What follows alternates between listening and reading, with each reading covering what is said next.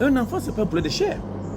Un enfant, c'est quelqu'un qu'on doit éduquer à devenir un homme, capable de créer une richesse, pas être un consommateur permanent. C'est pas parce que l'on a eu des biens matériels qu'on doit transformer ces enfants en consommateurs de ces biens. Amenons nos enfants à savoir, à comprendre qu'ils doivent, au bout de leurs propres efforts, obtenir ce dont ils ont besoin. Avoir les diplômes, pas qu'on a acheté. Être capable d'être fier qu'on a été major d'une promotion.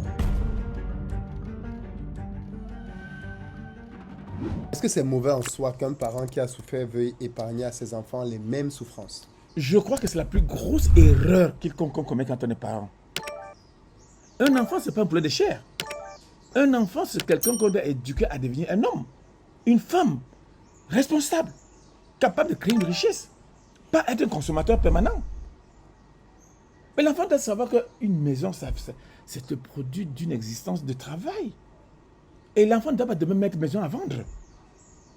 Mais qu'est-ce que tu as acheté? Qu'est-ce qu'on te fait d'armes, toi, mon cher ami? Non. C'est pas parce que l'on a eu, au bout de beaucoup d'années d'efforts, des biens matériels, qu'on doit transformer ses enfants en consommateurs de ces biens à nihilo. L'enfant doit savoir que ceci a une valeur et qu'on ne fait pas ça. Moi, je me souviens quand je vais en Europe, je vois que l'enfant n'ouvre pas le frigo comme il veut. Il ne touche pas. L'enfant demande avant de prendre. Alors chez nous, l'enfant n'a pas demandé, on lui donne déjà vite, de peur qu'il se fâche. On donne à l'enfant qu'il est un roi. À peine il crie, on dit qu'est-ce qu'il veut là, donnez-lui tout. Non. Amenons nos enfants à savoir, à comprendre qu'ils doivent, au bout de leurs propres efforts, obtenir ce dont ils ont besoin. Avoir les diplômes, pas qu'on a acheté. Être capable d'être fier qu'on a été major d'une promotion. Qu'on a été l'artisan de ce que l'on est. Et non celui qu'on a poussé, qu'on est le fils d'eux. Non. C'est une erreur que beaucoup de parents commettent, de croire que leurs enfants qu'ils mettent au monde, après qu'ils ont souffert, doivent être leur suite et de bénéficier de leur travail sans avoir eu au moins à faire des efforts personnels, ne serait-ce que pour maintenir le patrimoine que leurs parents ont pu créer. Et tu penses que la souffrance, c'est nécessaire pour apprendre? Il y a Vigny qui disait la souffrance, c'est la meilleure école de la vie. Et on apprécie quelque chose que lorsque l'on a soi-même contribué à avoir. Quand vous achetez un jouet à un enfant, un enfant qui n'a fait aucun effort parce qu'il y a un boy à la maison, il casse le jouet. Ça lui dit rien. Mais quand nous avions nos jouets fabriqués, nous-mêmes étant enfants, si tu touchais, c'était la bagarre. Parce que les épines t'ont piqué quand tu montais ton petit jouet. Tu l'appréciais. Mais quand vous avez un enfant qui vous achète un jouet de 200 000 francs et qui le casse, vous n'êtes pas en train de préparer un homme de demain. Hein. Il va vendre tous vos biens après vous. Hein. Avant vous, même si vous voulez faire des vieux os. Parce que vous ne lui avez pas donné le goût de l'effort. Et c'est dans la difficulté que l'on apprécie la valeur d'un bien dont on vit. Malheureusement, j'ai vu beaucoup de mes amis qui étaient des familles nantis, qui sont morts très tôt. Parce qu'une fois que les parents ne pouvaient plus continuer à leur donner ce dont ils bénéficiaient comme bien matériel, ils ont trouvé que la vie était invivable. Ils ne pouvaient pas supporter. J'en connais qui sont morts avant 50 ans. Parce que la vie, c'était comme je dis souvent, c'est comme un poisson quand vous le tirez de l'eau. Il frétille, mais il ne se comprend pas. Alors que si l'enfant avait déjà, pendant son enfance, eu à être face aux réalités de la vie, à comprendre que je n'ai pas le droit de faire certaines choses et que certaines choses, je dois mériter, je dois respecter certaines choses, il pourrait plus tard savoir se battre, ne serait-ce que pour maintenir le train de vie qu'il a eu de ses parents. Malheureusement, les parents qui sont partis de rien et qui ont trimé croient qu'ils font du bien à leurs enfants en leur donnant pour seul objectif de consommer cette richesse. Ah, c'est mon fils, je l'aime beaucoup. J'ai connu un bourgeois qui, malheureusement, oh là là, son fils à Paris vivait à 500 à l'heure, il envoie de l'argent et ce garçon, bon, en France, il se comportait comme un pacha et on l'a tué. Parce qu'il allait en boîte de nuit, il achetait champagne, il faisait les gaffes, chaque semaine on lui envoie de l'argent. Malheureusement, il a fait ça dans une boîte de nuit, il a voulu arracher les filles aux gants de l'Europe, on l'a mis, on l'a éliminé. Non, non, nos enfants, nous ne devons pas croire que nous les aimons quand nous leur donnons une vie trop matériellement aisés, sans leur demander de faire un minimum d'efforts. Est-ce que vous savez qu'il y a des enfants qui ne savent même pas dresser leur lit? On dresse leur lit des caillards qui ne savent même pas laver l'assiette. Bon, encore ça, il y a des machines. Mais qui ne savent même pas laver leurs vêtements, il y a la machine. Il y a le pressing. Mais leur dit doigt, c'est pour faire quoi? C'est juste pour consommer. C'est le poulet de chair. Et comment voulez-vous que demain, ils soient des hommes responsables, qui peuvent avoir une vision de la vie, savoir que je dois perpétrer le patrimoine. Et le patrimoine, il faut essayer de le conserver. Or, c'est des gens qui croient qu'ils sont là pour consommer. Il y a des enfants qui ne savent même pas payer la facture, qui ne sont jamais allés à Eneo. La facture est là. C'est le boy qui va payer. Et il dort sans éteindre la lumière. Quand papa n'est plus là demain, qu'est-ce qu'il va faire? Une facture arrive, on coupe la lumière, il dit, mais vendez la maison. Ah oui, il va habiter à l'hôtel. Beaucoup le font. Et les bourgeois africains, comme je dis souvent, beaucoup de patrimoine vont être liquidés par leurs enfants. C'est peut-être pour ça que beaucoup de nos grandes fortunes, quand elles s'en vont, les enfants dilapident. Voilà. Je préfère ne pas dire parce qu'il y a des gens que je connais, bon, je préfère ne rien dire. Hein. J'en connais, qui eux-mêmes sont conscients qu'après eux, ce sera la catastrophe. Parce qu'ils ont préparé des gaillards qui n'attendent que leur départ. Mais quand vous avez des enfants de plus de 40 ans, à qui on fait encore à manger comme un bébé, vous attendez à quoi demain? Des gaillards à qui on donne la femme, on donne le boy, on fait tout. Wow. Il fait les enfants, on fait tout. Il ne sait jamais où freine l'enfant. On lui fait tout. Il est là que pour la génération, pour créer. Mais il n'est pas responsable. Et vous voulez que demain, si papa n'est pas là, à la moindre difficulté, qu'il fasse quoi? Mais vendez-moi le patrimoine. Ah, je vais aller à l'hôtel. Et beaucoup font, ils vont vivre à l'étranger. Ils deviennent des clochards. Quand j'étais tout petit, ça me rappelle l'enfant d'un voisin. Enfin, d'un voisin avec qui on allait à l'école à pied. Son père avait une voiture. Et ce qui m'avait frappé, c'est que son père allait dans la même direction que nous pour l'école, mais son père disait de marcher à pied. Je sais parce qu'il est devenu ton camarade. Il allait à pied avec nous. Non, le père voulait par là lui dire que mon fils, si moi j'ai ma voiture, j'ai fait des efforts pour l'avoir. Marche à pied, tu apprécieras bien ma voiture. Parce que si l'enfant déjà commence sans avoir eu à marcher à pied, dans la voiture, il va penser que dans la vie, la voiture c'est un bien commun.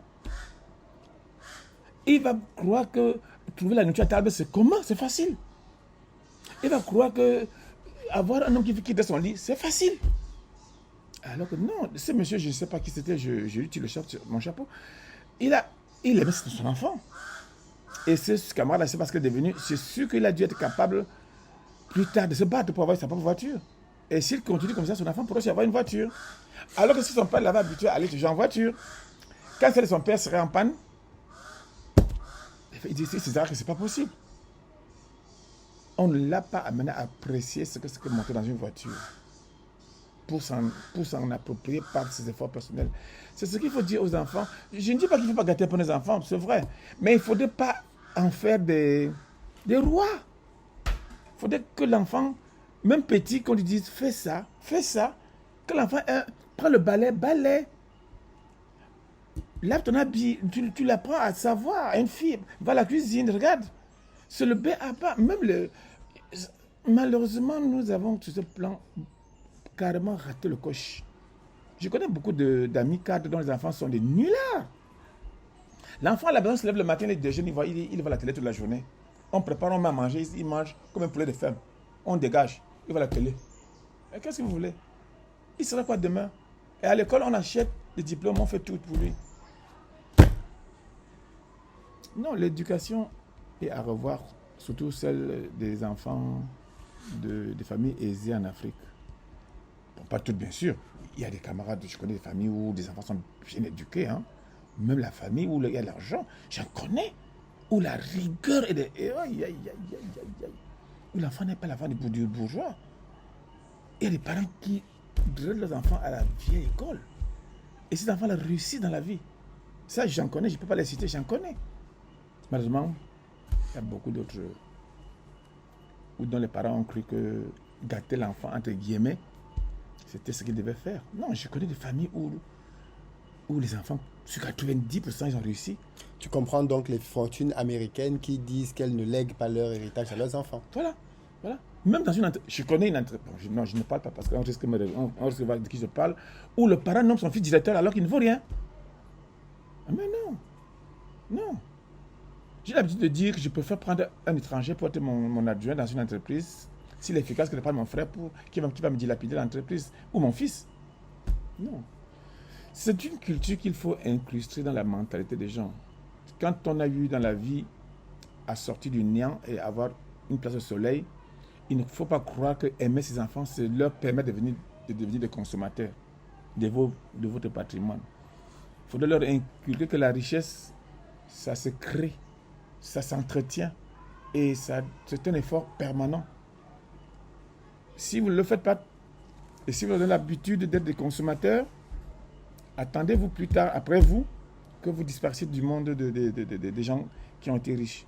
Parce que vos enfants ne pourront pas être des pères responsables, des parents responsables. Ils vont dilapider tout. Ils n'auront pas le sens de la vie et ils seront perdus. Malheureusement, le monde des humains n'est pas différent du monde des animaux. Parce que quand vous voyez même le National Geographic, dans la nature, lorsqu'un animal commence à boiter, les autres l'attaquent. Dans le monde des poissons, dans la mer, on attaque tout celui qui est un peu handicapé. Et ce genre d'enfants, quand ils héritent plus tard, les rapaces, ils les prennent, ils les dévorent. Parce qu'ils n'ont pas été préparés à comprendre que la vie est une lutte, une jungle en permanence. Apprenez à vos enfants à respecter votre patrimoine. Il y a les horaires où l'enfant doit rentrer à la maison. L'enfant ne doit pas tout se permettre. Or, il y a des parents qui donnent à l'enfant toute la latitude, tous les pouvoirs. L'enfant est sans limite. Il a l'argent comme il veut, tout ce qu'il veut. Ah, c'est mon fils. Ok, tant que vous avez les moyens, faites-le. Vous verrez plus tard. Comme ce n'est pas limité, à un moment donné... Comme il y a des parents qui s'interdisent toute punition des enfants. Alors là, au Cameroun, il paraîtrait qu'on tape même les enfants à l'école.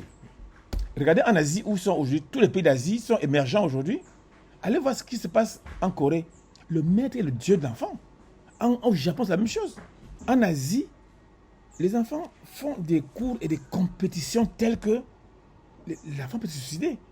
Le maître, on met la barre tellement haut. Oui, en Corée, par exemple, ils ont abrogé ça maintenant, mais à l'époque, pendant très longtemps, quand les enfants finissent l'école à 15h, ils vont chez le prof et ils rentrent à la maison à 22h. On parle d'enfants qui ont 6-7 ans. Hein. Oui, mais c'est pour ça qu'ils ont émergé alors qu'ils étaient moins que nous. Nous avons copié les avantages que les Occidentaux ont acquis après les grandes révolutions. Alors qu'ils ont créé des fortunes, des richesses, ils ont eu des droits de grève, tout ce qu'on sort, 8 heures de travail par jour. Alors que nous, on n'avait même pas sorti la tête de l'eau. On a commencé à adopter les lois des pays qui ont fait 2 siècles de souffrance pour créer leur richesse. Et c'est là le paradoxe. Vous donnez aux employés les avantages, les congés fériés, alors que vous n'avez même pas le minimum. Les Européens ont travaillé longtemps pour avoir ce qu'ils ont aujourd'hui. Bon, ne jugeons pas comment, mais ils ont travaillé. Ils travaillent 18 heures par jour, 10 heures par jour. Or, nous autres, on commence à avoir 6 heures, 8 heures de congés. Les enfants sont gâtés. Et ce qui fait que les Coréens, aujourd'hui, ils ont copié le modèle occidental, ils ont compris la technologie occidentale et ils sont aujourd'hui les grands concurrents.